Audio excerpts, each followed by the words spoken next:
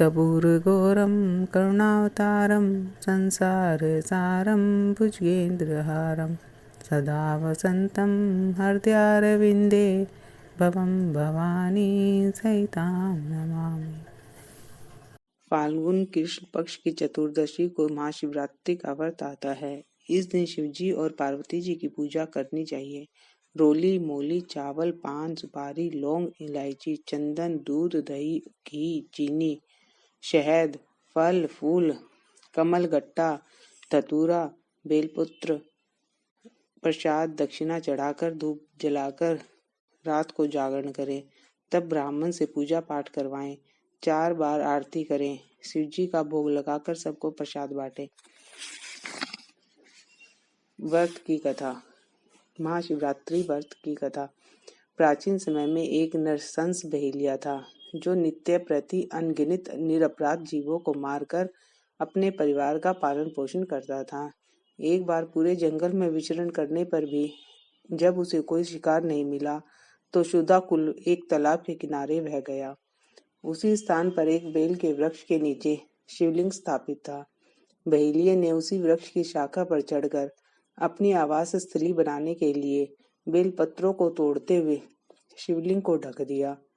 दिन भर की भूख से व्याकुल उस बहेलिये का एक प्रकार से शिवरात्रि व्रत पूरा हो गया। कुछ रात बीत जाने पर एक गर्भवती हिरनी उधर कुलाचे भरती हुई आई। व्याग उसे मारने को तैयार हो गया। झिझकती व्याकुल हिरनी दीन वाणी में बोली, हे व्याध, मैं अभी गर्भवती हूँ। प्रसव बेला भी मेरी समीप है, इसीलिए इस समय मुझे मत मारो। मैं प्रजनन क्रिया के बाद शीघ्र ही आ जाऊंगी। बहेलिया उसकी बातों को मान गया। थोड़ी रात व्यतीत होने पर एक दूसरी मृगी उस स्थान पर आई। बहेलिये के निशान साधते ही उस मृगी ने निवेदन किया कि मैं अभी ऋतु क्रिया से निवृत्त सकामा हूँ, इसीलिए मुझे पति समागम करने दीजिए, मारिए नहीं। मैं मिलने के पश्चात स्वयं तुम्हारे पास आ जाऊंगी। बहेलिया ने उसकी बात भी मान ली और रात्रि की तीसरी बेला भी आ गई। एक तीसरी हिरनी छोटे छोटे बच्चों को लेकर जलाशय में पानी पीने के लिए आई। बहेलिया ने उसको भी देखकर धनुष बाण उठा लिया।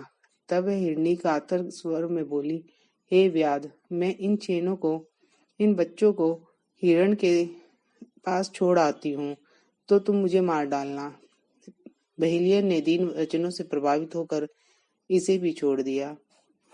प्रातः काल के समय एक मासल बलवान हिरण उसी सरोवर पर आया। बहेलिया ने पुनः अपने स्वभाव अनुसार उस पर भी तीर चलाना चाहा। यह क्रिया देखते ही हिरण व्याघ्र से बोला और प्रार्थना करने लगा, हे व्याधराज, मुझसे पहले आने वाली 3 हिरनियों को तुमने मारा है तो मुझे भी मारिए, अन्यथा अगर वे तुम्हारे द्वारा छोड़ दी गई हैं तो मुझे मिलकर आने दीजिए। तब मुझे मारना, मैं ही उनका सहचर हूँ। हिरण की करुणामयी वाणी सुनकर बहेलिया ने रात भर की बीती बात कह सुनाई तथा उसे भी छोड़ दिया।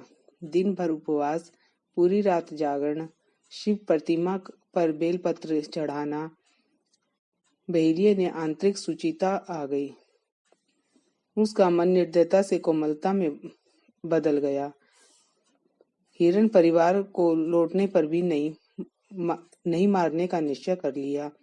भगवान शंकर के प्रभाव से उसका हृदय इतना पवित्र हो गया और सरल हो गया कि वह पूर्ण अहिंसावादी बन गया। उधर हिरनियों से मिलने के पश्चात हिरण ने बहेलिये के पास आकर अपनी सत्यवादिता का परिचय दिया। उनके सत्याग्रह से प्रभावित होकर व्याध अहिंसा परमो धर्मः का पुजारी हो गया। उसकी आंखों में आंसू झलक आए।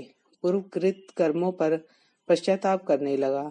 इस पर स्वर्गलोक में से देवताओं ने व्याघ्र की सराहना की और भगवान शंकर ने 2 पुष्प विमान भेजकर बहेलिया तथा मृग परिवार को शिवलोक का अधिकारी बनाया।